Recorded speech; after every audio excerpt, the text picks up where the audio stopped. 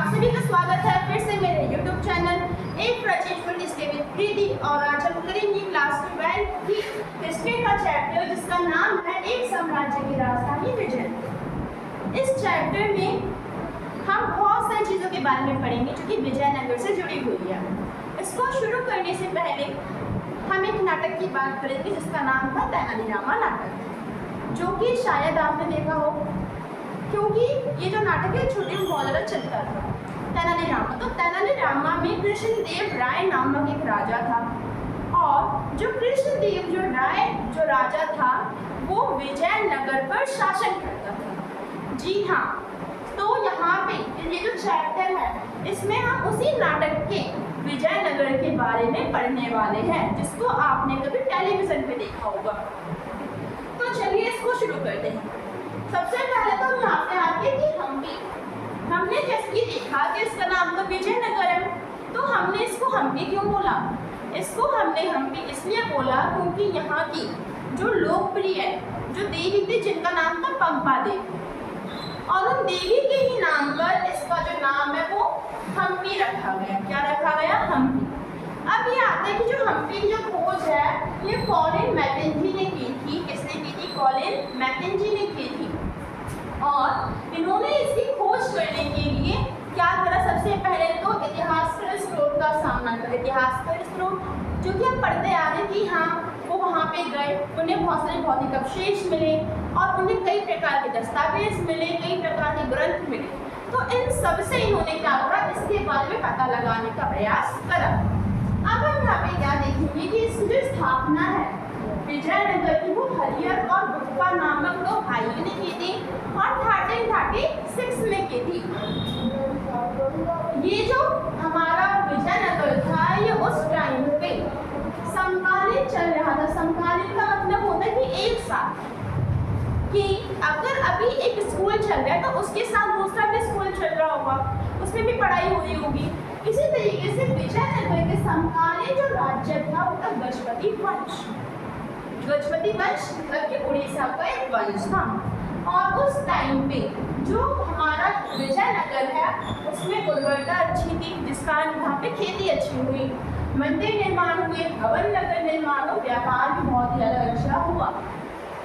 इतना क्लियर हो गया। अब हम यहाँ पे बात करेंगे शासक और व्यापारी। अब देखिए उस टाइम में जो व्यापार था ना वो मेनली घोड़ों का होता था, बंदूकों का होता था। क्यों? क्योंकि उस टाइम पे लड़ाई होती थी राज्यों में, और राज्य की लड़ाई के लिए घोड़े का उपयोग ज़्यादा करते थे, बंदूकों का भी उपयोग करते थे। तो उस टाइम में व्यापारियों के समूह को हम कहते थे चैटी और उदीले। नाम याद रखना, जो कि बंदूक और घोड़े का क्या करते थे? व्यापार करते थे। अब यहाँ पे एक बात आती है कि 1498 की बात है, पुर्तगाली जो थे वो यहाँ पे आए विजयनगर में। अब वो विजयनगर में आए, क्यों आए? क्योंकि उन्होंने देखा कि यहाँ पे मसाले ज़्यादा है, रिटर्न भी अच्छे हैं, तो इन्होंने यहाँ पे व्यापार करने के लिए अपना डेरा बसाना शुरू कर दिया। यहाँ की जो जनता थी वो भी बहुत ज़्यादा समृद्ध जनता थी, अमीर जनता थी, उनको रतन ज़्यादा पसंद थे, जेवर ज़्यादा पसंद थे। तो आई होप कि आपको इतना समझना हो जाएगा विजयनगर के बारे में। अब हम पढ़ते हैं विजयनगर की पॉलिटिक्स, है ना, कि विजयनगर में कौन कौन से साम्राज्य आए, वंश कौन कौन से आए। तो चलिए इसको शुरू करते हैं।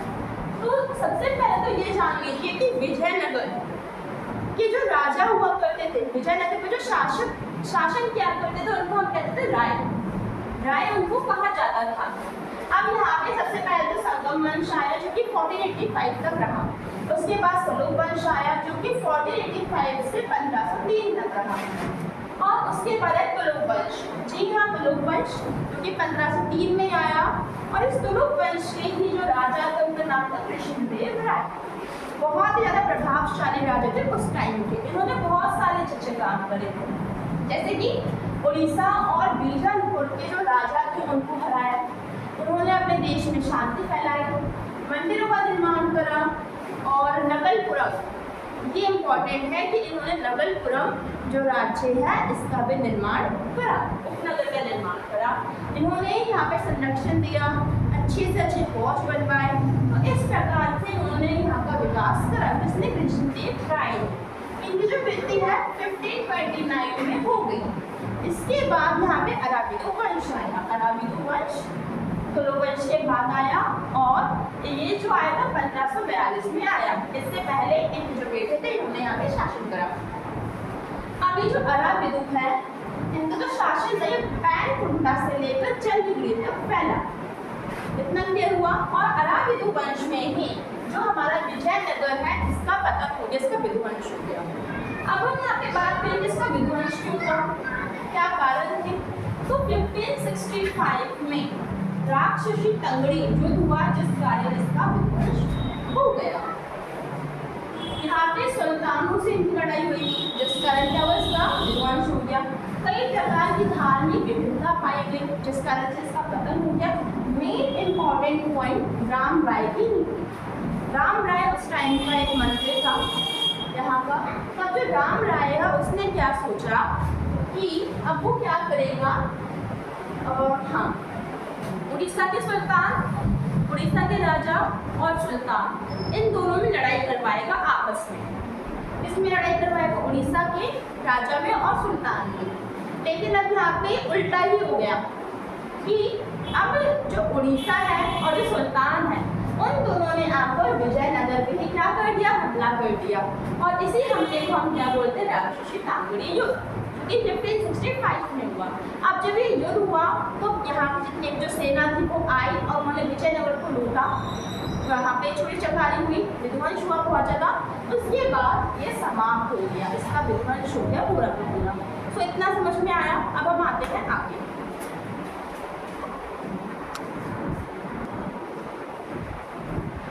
अब हम यहाँ पे बात करेंगे राय तथा नायक, है ना। ये राय कौन, राय तो हमें पता है कि भाई राय कौन थे, वहाँ के जो राजा थे उनको हम राय कहते हैं।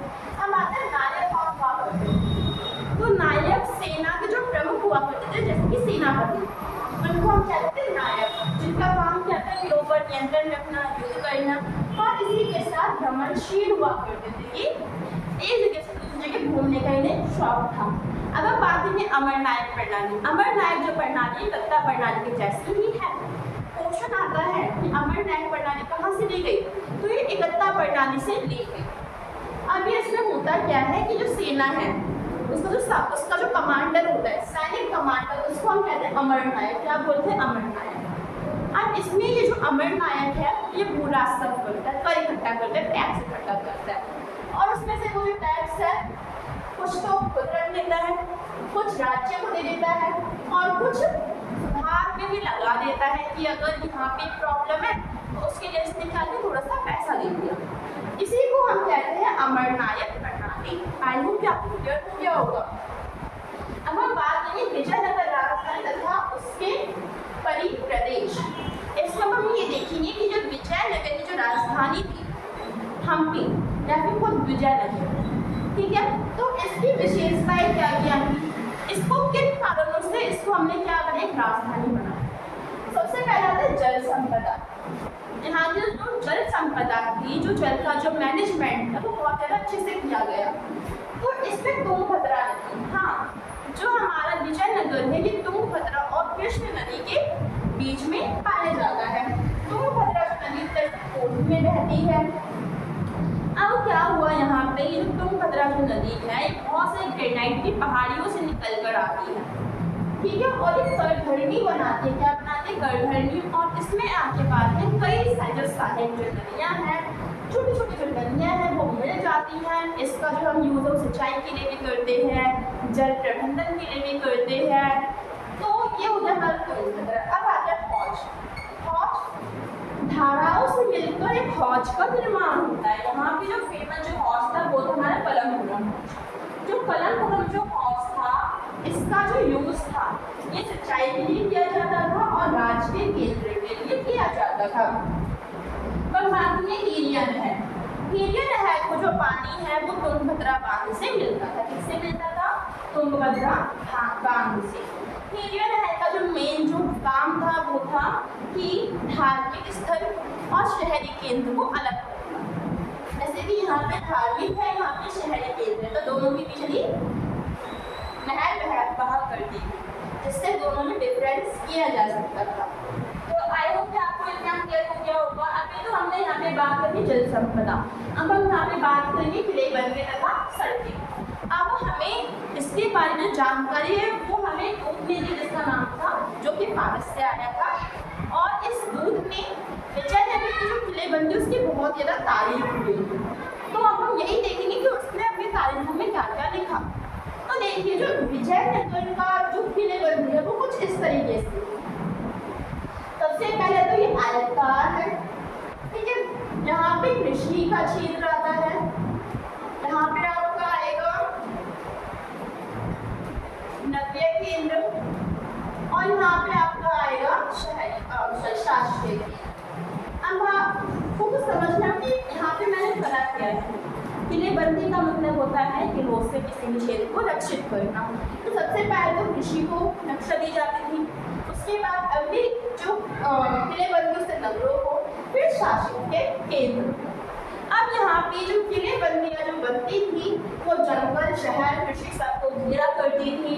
और ये दीवार जो निर्माण होता था, जो किलेबंदी का जो निर्माण होता था, ये बनाकार पत्थर से होता था, जो कि एक दूसरे के ऊपर टिक जाते थे। और यहाँ पे जिप्सम गारे किसी का भी उपयोग नहीं किया जाता था।